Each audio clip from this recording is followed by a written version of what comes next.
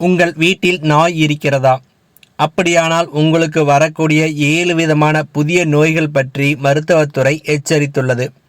அது என்னென்ன நோய்கள், அந்த நோய்கள் வராமல் நம்மை எவ்வாறு காப்பாற்றிக் கொள்ள முடியும் என்பதை பற்றி முழுமையாக அறிந்து கொள்ள நம்ம சேனலை சப்ஸ்கிரைப் செய்துவிட்டு இந்த வீடியோவை முழுமையாக பாருங்கள். நாய்கள் எப்பொழுதும் மனிதர்களுடன் நெருங்கி பழகும் ஒரு விலங்கு ஆகும். பல வீடுகளில் நாய்களை ஒரு குடும்ப உறுப்பினர் போலத்தான் நடத்துகிறார்கள். நாய்களுக்கு நிறைய அன்பினை வாரி வழங்குகிறார்கள். நாய்களும் பதிலுக்கு அன்பாகவும் நன்றி மற்றும் விசுவாசத்தோடும் இருக்கின்றன. ஆனால் நாய்களை சரிவர பராமரிக்காமல் வீட்டில் வைத்திருந்தால் அது உங்களுக்கு சில நோய்களை ஏற்படுத்தக்கூடும். நாய் கடித்தால் ரேபீஸ் நோய் வரும் என்பது நம் அனைவருக்கும் தெரியும்.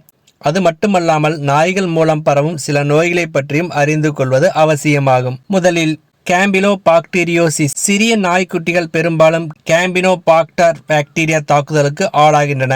இந்த பாக்டீரியாக்கள் நாய்க்குட்டிகளின் கழிவின் மூலம் நோய் எதிர்ப்பு சக்தி இல்லாதவர்களுக்கு பரவுகிறது.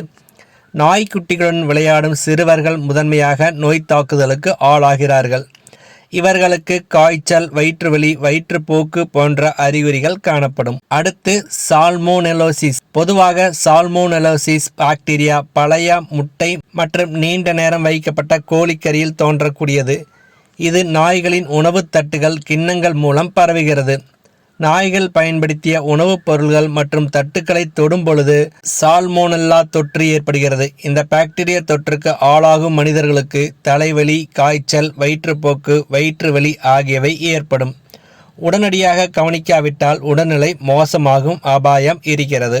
அடுத்து லெப்டோஸ்பிரோசிஸ். லெப்டோஸ்பிரோசிஸ் என்பது பாதிக்கப்பட்ட நாய்களின் சிறுநீர் மூலம் பரவும் ஒரு பாக்டீரியா தொற்று ஆகும். இந்த பாக்டீரியா தொற்று கடுமையான பாதிப்புகளை ஏற்படுத்தக்கூடும். இது கல்லீரல் மற்றும் சிறுநீரக செயல்பாட்டை பாதிக்கும். கடுமையான காய்ச்சல் மற்றும் உடல் வலி இதன் அறிகுறிகளாக இருக்கிறது. அடுத்து ஜூனோடிக் தொற்று. நாய்களின் கழிவுப் பொருள்களிலிருந்து உருவாகும் கொக்கி புழு லார்வாக்கள் மனிதர்களிடம் பரவி சர்மம் சார்ந்த நோய்களை ஏற்படுத்துகின்றன. மழைக்காலங்களில் இந்த தொற்று அதிகம் பரவுகிறது. இதனால் மனிதர்களுக்கு கடுமையான அரிப்பு, சருமம் தடித்தல், சிவத்தல் போன்ற நோய்கள் உருவாகிறது. அடுத்து புரூசெல்லோசிஸ். நாய்கள் எச்சில் அல்லது அவற்றின் காயங்கள் மூலம் புருசெல்லா கேனிஸ் தொற்று பரவுகிறது. நாய்களை பராமரிப்பவர்களுக்கும் அடிக்கடி நாயை தொடுபவர்களுக்கும் இந்த நோய் தாக்குகிறது. இந்த நோய் மிகவும் அரிதாகத்தான் தோன்றும் என்றாலும் நீண்ட நாள் காய்ச்சலையும் பாதிப்பையும் இது ஏற்படுத்தும். அடுத்து பாஸ்டுரெல்லா தொற்று.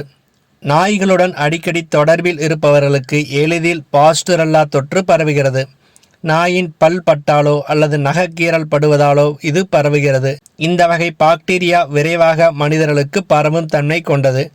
இந்த தொற்று வேகமாக உடலில் பரவும் தன்மை கொண்டதால் இது செல்லுலிடிஸ் நோயை உண்டாக்கி அதிக உடல்நல சீர்கேட்டை உருவாக்கும். அடுத்து நாடா புழு மற்றும் பூஞ்சை தொற்று.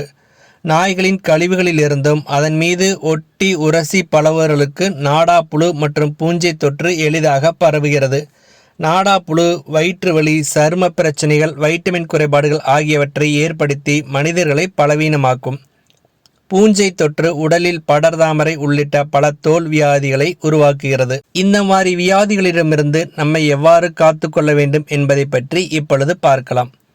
வளர்ப்பு நாய்களை வாரம் 3 முறை கிருமி நாசினி சோப்பு போட்டு நன்கு குளிப்பாட்ட வேண்டும். நாய்களுக்கு போட வேண்டிய தடுப்பூசிகள் அனைத்தும் அந்தந்த நேரத்தில் கண்டிப்பாக போடப்பட வேண்டும்.